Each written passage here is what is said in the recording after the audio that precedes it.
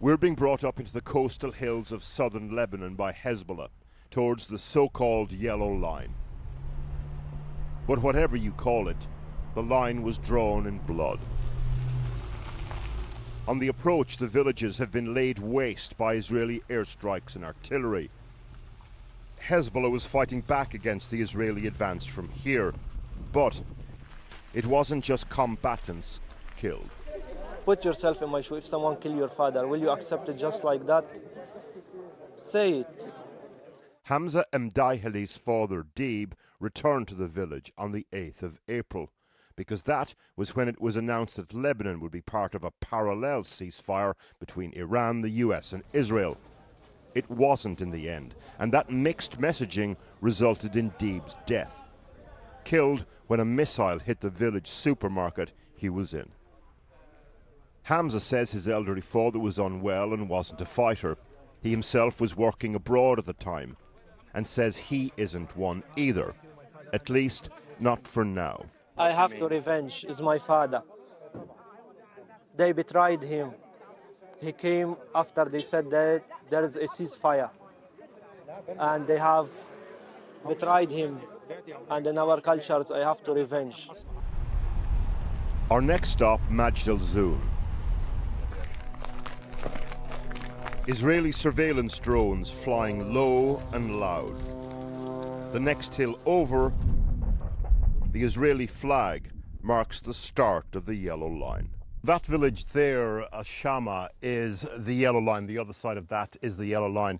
And in the distance, you can actually see one of the Israeli positions. There's an Israeli flag. We can hear the drone periodically overhead. They're obviously keeping an eye on us. And we've also just heard some gunfire in the distance as well. On the far side of that Yellow Line, dozens and dozens and dozens of villages between there and the Israeli border. And the Israelis are systematically demolishing all of those towns. The Israelis are erasing entire evacuated towns and villages on the other side. Their stated aim to prevent Hezbollah taking up positions here again so they can't attack northern Israel a few kilometers away. The Israelis did the same in Gaza. The ceasefire doesn't mean the shooting stopped. Several bursts of gunfire in the short time we were there, and we could see the smoke from burning villages in the distance. Both sides are accused of violating the terms of this ceasefire, so eyes turn to the talks in Washington tomorrow. Israel's key demand, the disarmament of Hezbollah. The group and its allies have about a quarter of the seats in Parliament, but at the same time, many Lebanese want the state, rather than Hezbollah, to have all the guns.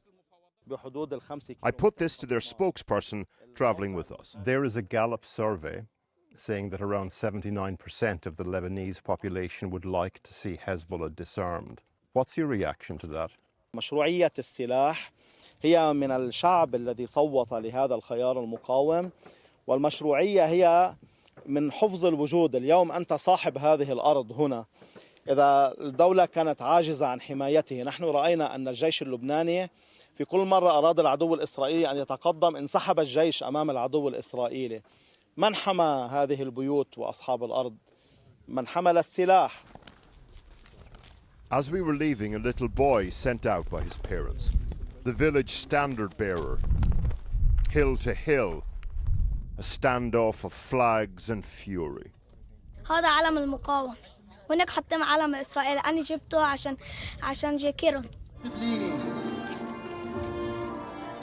Still under Hezbollah's watchful eye, our last stop yesterday, the funerals of 15 fighters in a town nearby.